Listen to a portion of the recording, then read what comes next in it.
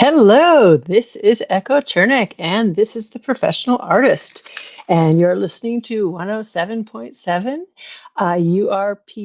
UPRN Talk Radio, also on YouTube at Echo Chernik. And I am so happy to be with you today. I am previously recording this because today I am live. So today I am at GenCon in Indianapolis at booth 1159. If you happen to be at Gen Con, please come by and see me. So I won't be able to answer any comments that come by today, but please leave comments on my YouTube channel or send them to me afterwards. Or if you, like I said, if you happen to be in Indianapolis, please come by. But I'm super excited to show you and tell you all about this Dragon Scroll project that I have been working on. But first, I have to tell you a little bit about the what Gen Con is and what the company is that I'm doing this for. As you guys know, I'm mostly an advertising illustrator. I have been doing that for a very long time, and I've also been a gamer since college. I started playing D&D actually in high school. I did that for a little while, but then I ended up going to college and meeting my husband to be, and he introduced me to the role-playing game Shadowrun in second edition. And we used to play Shadowrun on Tuesday nights and Thursday nights, and I used to actually GM the Thursday night session, and maybe it was Wednesday nights. I don't remember. And I just loved it. I loved it because we were in New York City and we were, going to art school, and New York City is just super, and it's gritty, and it's fantastic. It was New York in the 90s, and it had this just mix of just this grittiness and this magicalness. And we were going to art museums, and I was learning all about all kinds of things. I would go up to the Morgan Library and learn about ancient artifacts and ancient things like the Dragon Scroll. I would go and see, the ancient tarot decks, and go to the Met Museum and go walk around. But then you'd go and you'd walk down in Chinatown, and you'd see like late at night you'd see the sewers, like smoking, and you'd see I used to love the awesome dark graffitied um, uh, um, alleyways and stuff. I've always loved like the darker parts of, you know, urban settings and stuff. I find just a certain beauty in the way that light hits like the walls, and it just the urban decay parts of things. I've always found that just has a certain beauty to it. From an artistic sense, I mean, just artistically speaking, and as well as, like, I love the artistic, I like my Art Nouveau stuff is so finely crafted and everything. But then I've on the dichotomous side of it, you also look at my Shadowrun work, and it's got like a gritty, dirty aspect to it, which is just so different. That's so we played Shadowrun then, and that really worked its way into my work as well, and it influenced me a great deal. And we've been playing Shadowrun since then, and that was 30 some odd years ago. And we've literally got married, and we have not, I don't think there's been a great deal of time that we've stopped playing Shadowrun. We were dating, and we went to my first Gen Con.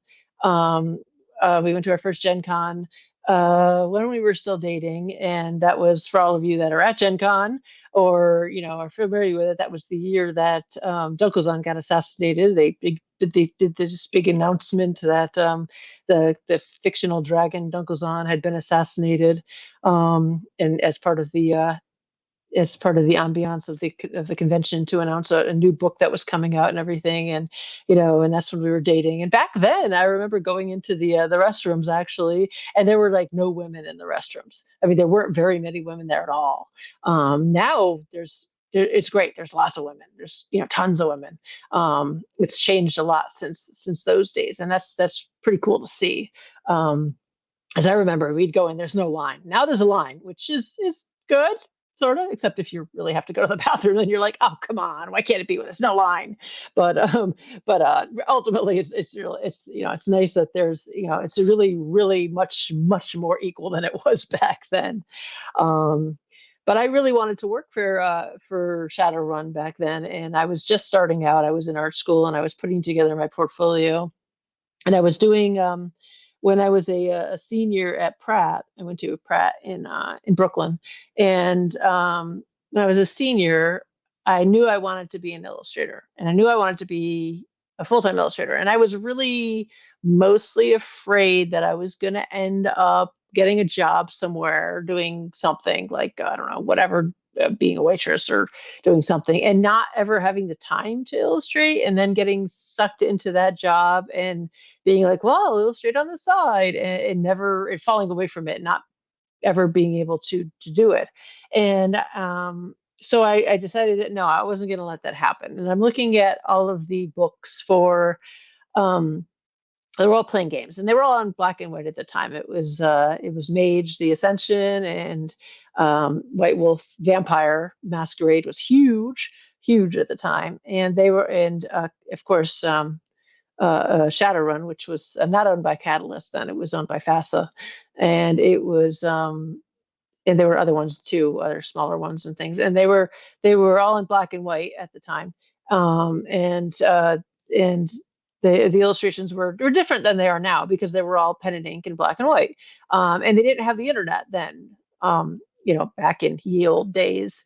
And in the ye old 1900s, as my kids call it, and you had to actually mail in your artwork, and so it was different. But I remember studying this and thinking, I could do this, and I want to be an editorial or an advertising illustrator eventually. But this would be a great place for me to start and to kind of learn the trade and make my mistakes.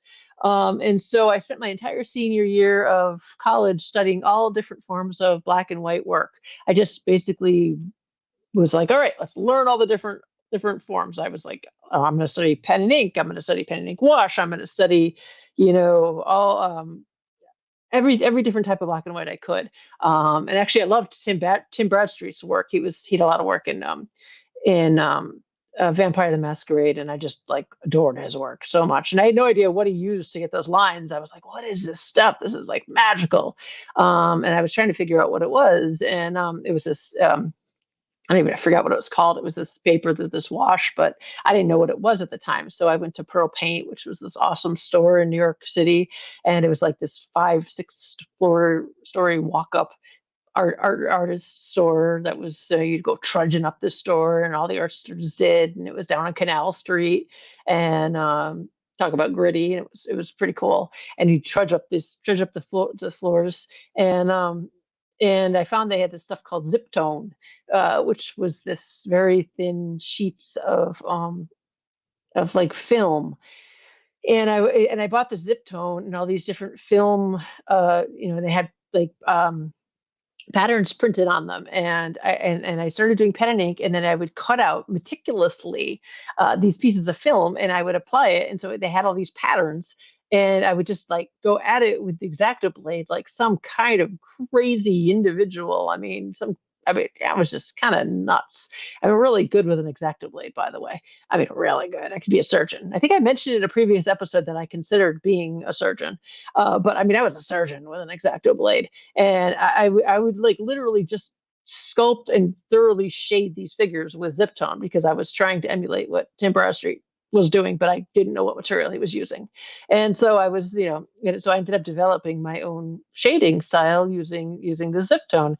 And so I put those up for display, and I ended up getting work with White Wolf. And I tried getting work for Shadowrun, but I was not able to get work for Shadowrun. I showed my portfolio, and I just wasn't able to. It just no, and don't know why. Just wasn't, and that happens. But I ended up getting a lot of work for Mage, and which is when I developed my Art Nouveau style, and ended up getting all the advertising work and getting having a great, hugely successful career as an advertising professional, et cetera, et cetera. Still love Shadowrun though. In years down the line, I was like, looking back 10 years down the line, I was like, I still really wish I could have illustrated for Shadowrun, as I'm a, totally successful illustrator now with kids and stuff. And then all of a sudden I was like, you know what? Heck with it. They've changed hands. They're now belong to Catalyst and new art directors and everything. And so I just wrote them out of the blue. And I wrote to Brent Evans, and he's like, I think it was Brent that was the creative director, art director at the time, and I wrote to him, and he's like, oh my God, yes, we'd love to, but I don't think we can afford you. And I'm like, yeah, we can figure it out. I'm pretty sure we can figure it out. And so I ended up doing a bunch of books for them, and people that work for game industries, if you illustrate for the gaming industry, you do it because you love it, not because it pays a lot. It doesn't pay a lot. It pays, tens of dollars. But it's just because you're a gamer and you love it, and the work really feeds your soul, and you enjoy it. I mean, I make more off of prints and everything else than I do off of the actual, what the companies pay, because they're small press. They don't have gigantic budgets. So if you're going to work in the gaming industry, make sure you're just surely aware that you're going to make more off of prints than you are off of what they're going to pay. They're not going to have a very big budget, so make sure you pick the jobs that you like. So I still do a lot of stuff, and they like working with me. I think because they still work with me, and so anyway, so that's along the Dragon Scroll. So they know they can that I'm really passionate about Shadowrun, and that we play, and we still play all the time, constantly. And we have friends we've been playing with for years and years and years that are just as crazy about it. And I know the universe like the back of my hand because I play, which means I put a lot of extra work into it because I just that's what you do, and it's something that you would adore. You just keep working at it way more hours than you should because you enjoy it. So they decided they thought it would be a really cool idea to have some sort of ancient artifact in the game that was maybe like a spell book or something written by a dragon that was from a really long time ago. Now, for those of you that don't know what Shadowrun is a role playing game that came around in 1991, I think. One, two, one, somewhere around there. I think I should know this probably, but somewhere around there, and it's like cyberpunk and like D&D but mixed together. So it's got magic, and it's magic and technology mixed together, as if imagine a world where the corporations kind of run everything, and you are a Shadowrunner, and your job is to be sort of like the A team. Those of you that remember the A team, where you're hired to go and steal sort of corporate secrets or extract people from other corporations, that you're hired to do runs against other companies. In short, that's the basic gist of it. And you have people on your team, on your A team, that are generally fit into a category. You have somebody that's really good at the matrix, or the internet, that can hack in and get do the technological part of it, get you into the get through the locks and the security and that sort of thing. You generally have a mage or a shaman.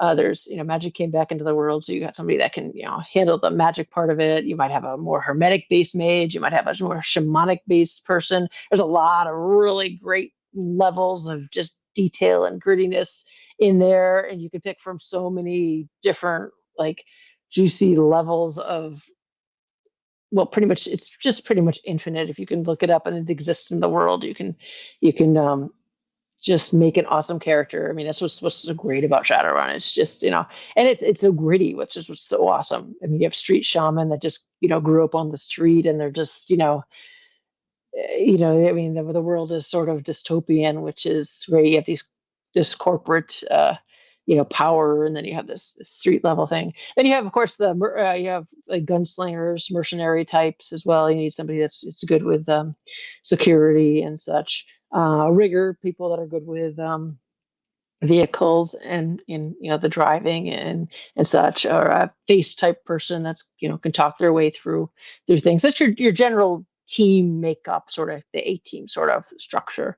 And results may vary depending on your team, and as you play together, you develop a stronger team bond, and you figure out how each other's works. And and if you have a good group like we do, that you learn how each other's works, and you start to kind of grow over time and develop, which is I like it as a more of an adult game, as opposed to just bashing and blowing stuff up because I prefer a more adult and deeper game.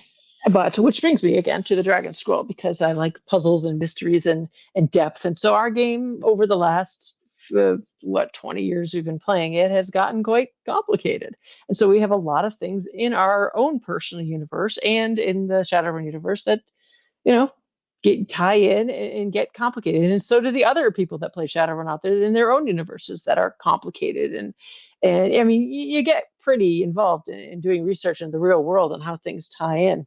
So they approached me and they said, "Hey, Echo, do you want to make a really cool artifact that is maybe archaic and like was written by a dragon. Oh yeah, there's dragons in the universe, by the way, and they might or they might run a corporation, and that's pretty terrifying in itself because they have like hordes of gold, but they can take on like a human form, and they're smarter than you, way smarter than you, and way more magical, and so they so anyway they do you want to make this artifact that they dug up and that came from a long time ago, and we wanted to kind of have something in game that has like a tactile feel that players could actually have that was that's that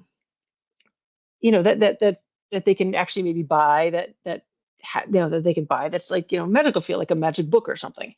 And I'm like, yeah, that'd be awesome, that'd be so cool. I could do because they were looking at my black and white work and the intricate like stuff I'm doing for Maya, and they're like, that would be really neat. All right, well, just come up with something and let us know. This is our relationship. They know me good enough to know I know the universe probably as well as or better than most of them, and they trust me, and they're like, oh, go, all right, go. And I'm like, okay.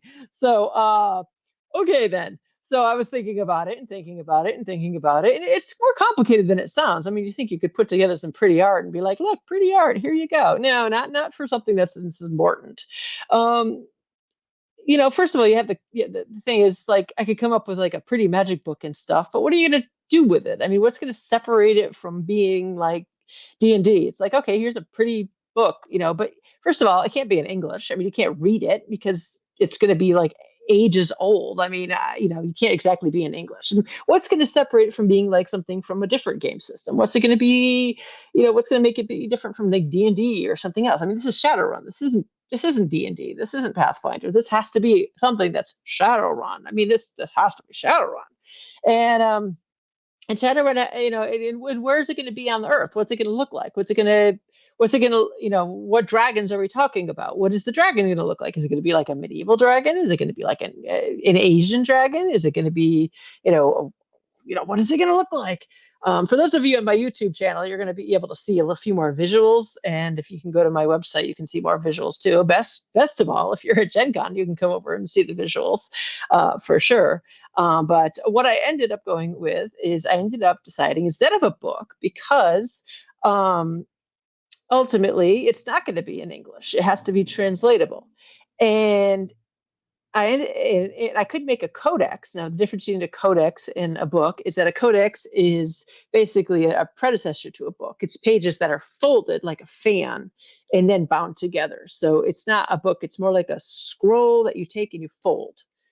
So it's a book, but it's not a book. It's a folded book. And then I was like, well, what about a scroll? A scroll would be cool. That's different. That's different than a book, and it would be less production costs. Being an advertising illustrator and an actual professional artist and so I do production and stuff like that as well. I think about cost just because I can't help it. So I'm thinking about, a book would be expensive and, but, a scroll would be cool, and we could put a lot of spells on a scroll. In the end, this is a spell book. So, that would be pretty, it'd be pretty cool to have a scroll, because then you're just talking about one page, but it could be two-sided as well. But I could do a page I could do a scroll that could turn into a codex, but still, how is it going to be shadow running? What is it going to be? Shadow running, and what is it going to say on it? And so I did like a lot of sketching and a lot of thinking, and then it occurred to me that there's got to be a way that with all the technology that's out there that it can be read in AR. or somewhere online. So I started doing research, and I finally found a program that is an app that I like called Halo AR, and it is a program that is easy to use. It's free to download, and you just put it on your phone, and you don't even necessarily need to download to see some of it, and people just download it and they basically I designed the art on the scroll so that it can be translated and read and is AR activated. So in the world of Shadowrun, everything, has like AR overlays. You have like the AR Google smart glasses so that, you can read menus and everything popping up in AR everywhere. So the scroll is not just a 2D piece of artwork. It actually is in AR as well. It is in your phone. It's meant to be viewed in AR, and that's what I'm doing between this week to now when I'm doing this podcast is I'm actually putting the AR overlays on the phone, on the scroll. And for those of you that are watching on my YouTube channel, I can show you exactly how this works. I have a couple of the scrolls here with me, and now this is the black and white scroll, and I have my camera here. You should be able to see this. Well, let's see if I can get it in my camera here. You can see if you can see it. And I could post a video of it working really good. But you can see here's the scroll. And the scroll is just this particular scroll is in black and white. And then I take my phone and I put it over it, and the glyph automatically loads up in color.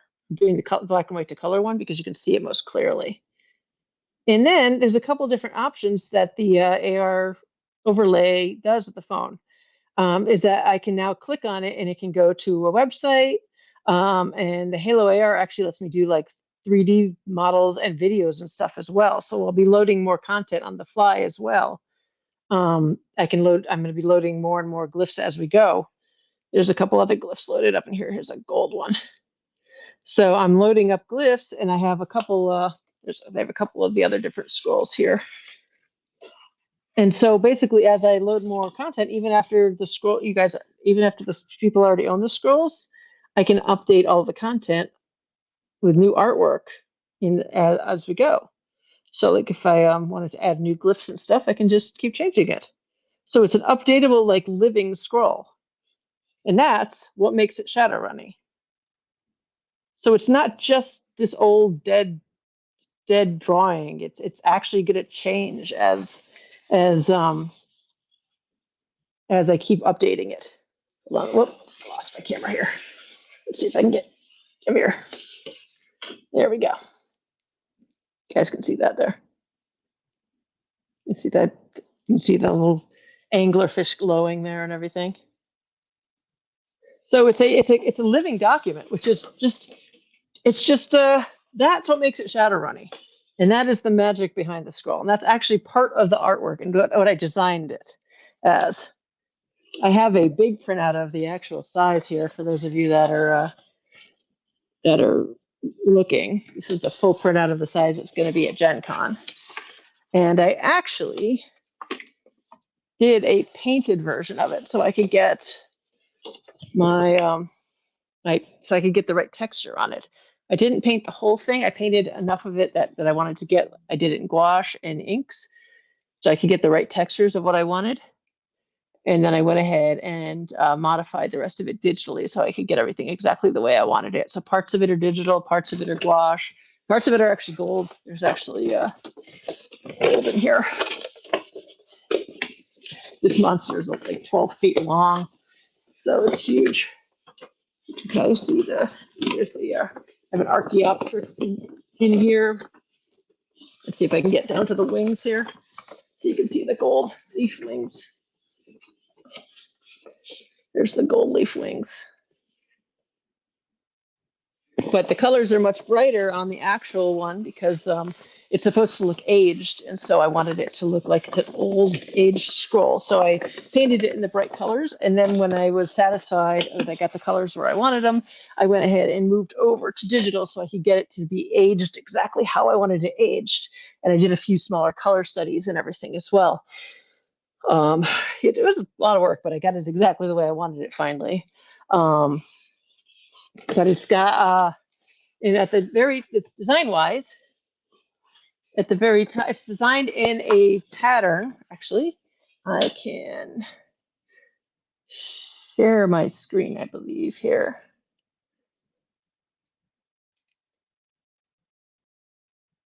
I'm going to share my screen for those of you that are here and can see this. Let's see if I can share this.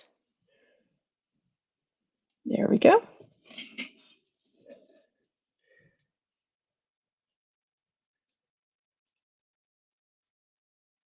Okay. This is my first sketch here. I've been forgetting a couple things here.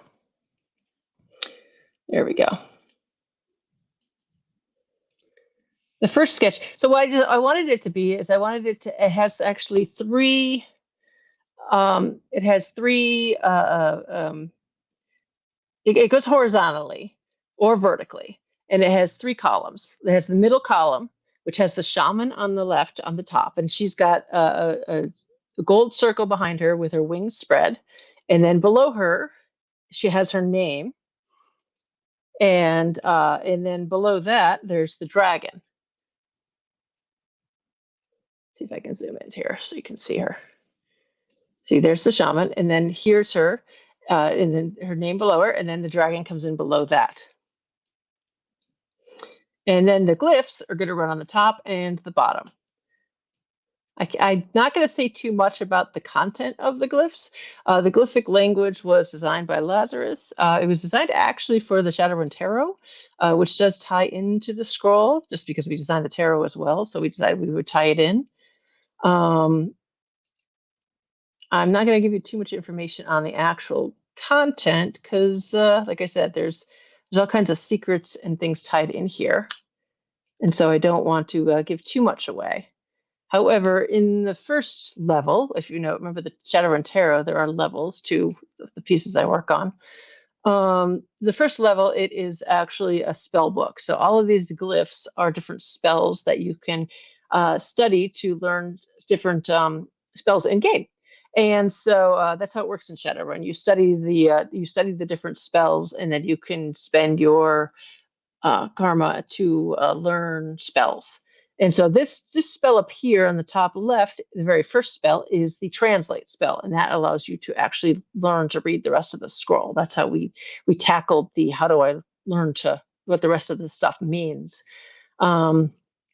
These down here are the shaman and the dragon's name, and then the rest of these are spells, and you'll be able to learn that from the guide when you buy the book, or maybe they'll be provided after. This is an incomplete scroll, it looks like, because I think I loaded up an earlier one. But then it translates, then it goes, it transitions from land to sea, and you have all different spells and all different artifacts. And the dragon is actually more of an Amazonian type setting. So it's a lot of things that have to do with the Amazon. And you'll see like there's all kinds of little tick marks, and there's like a underground cenote with a river that leads down here, all kinds of little symbols and things that do mean things. There's geckos and frogs and mountain ranges and birds, exotic birds, and there's this five pointed flower. There's these fishes and these cool vertebrae, like all working along the edge of the border. I really had a really good time designing all of these things. I love doing this. There's a skeleton that's like kind of worked into the border, and with a centipede like coming out of his mouth like a tongue, and they all tie into each of these spells and into the spells' meanings. And I really like doing the visual design of these. way too much fun designing the visual meanings of this. And that's the front side of this the scroll. There is also the back side of the scroll, which I can't say too much on yet because that is there's actually going to be different there's going to be different releases on it. There's going to be a couple upcoming books, and they're going to tie into those. But I can show it to you. I also designed this. Let's see if I can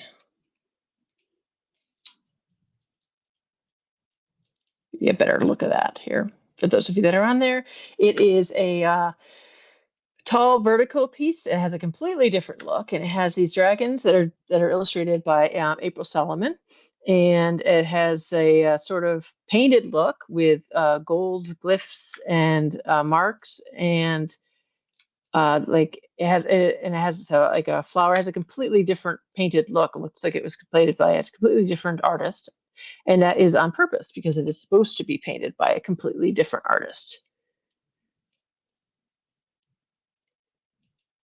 And that is so that is on purpose. That's because it was designed to look like it was, like I said, painted by a completely different artist. And that's part of the story of the scroll, which again I can't say too much because that's going to come out in the later books and the story behind it. And I actually once I kind of designed the idea and the look of it, I contacted them and worked with the team. I said, all right, well, who's doing what with dragons? And you guys want to, let's put together some stories behind this because I have this great idea, and let's, we might as well make this into something that makes sense, and let's talk dragons. And we ended up working together and coming up with some really great stuff and tying it into all the stuff they're doing with their dragon stuff. And they got some really cool stuff coming up with the new dragon books coming up. Oh my God, it just sounds amazing. And I don't know what I'm allowed to say, so I'm not going to say anything.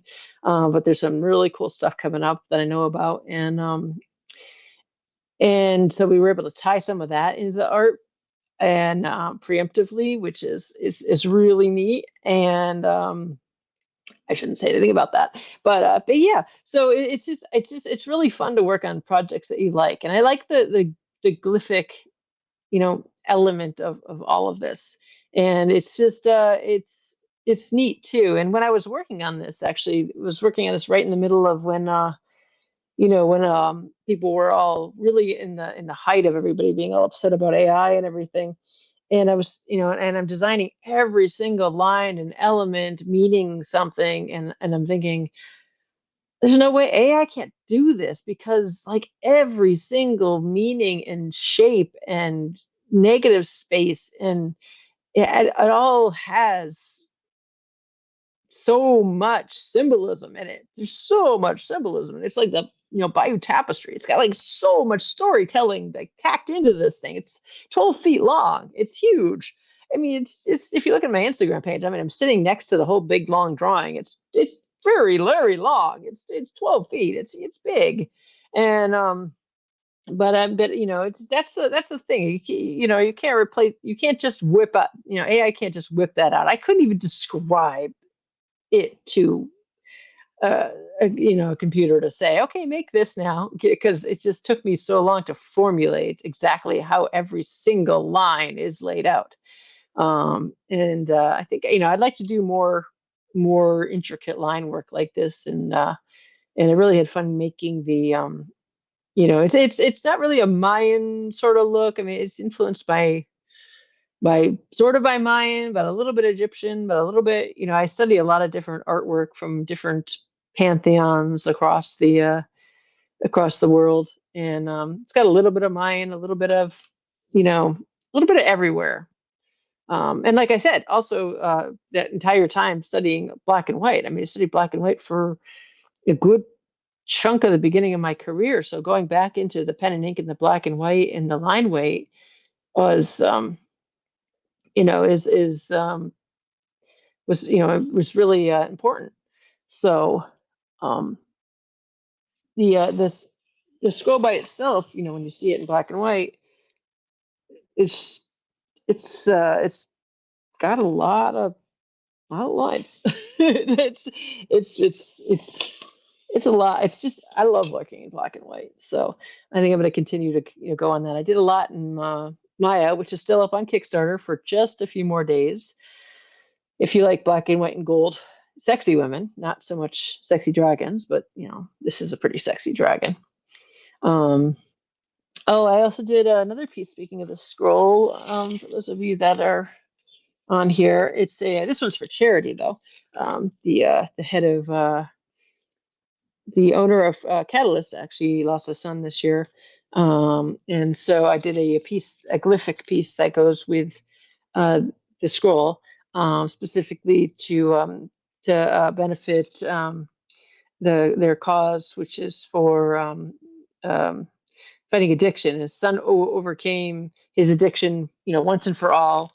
He was there just celebrating that. He was, he just really, really just overcame it finally. And that's not what took him. It was an accident, unfortunate accident.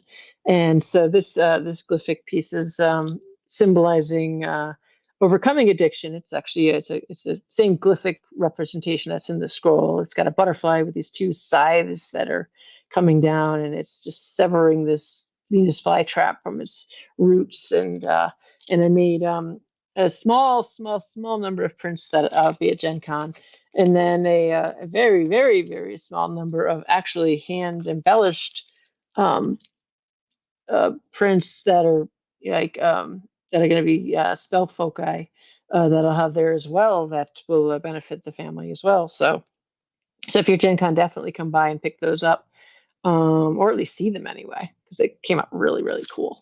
So yeah, but so definitely come by Gen Con, see me 11:59, and I'll have the scrolls, the artwork up for sale on my website at echochernik.com, and I will have them definitely on my Instagram, and definitely, if you get the chance to draw in black and white, there's a really good pen and ink website on pen and ink group on Facebook with people post pen and ink drawings, and that's always fun to watch. You can't cheat with pen and ink. You can't just slap in some color and redirect the eye if you get your drawing wrong. You can't be like, "Oops, that anatomy's wrong. Let's just slap some color in there and redirect the eye." So uh, I am going to keep doing the black and white. It's just and there's just something fresh about it. And like I said, I don't think it can be replicated as easily with AI, just because it's so every line has to be so deliberate.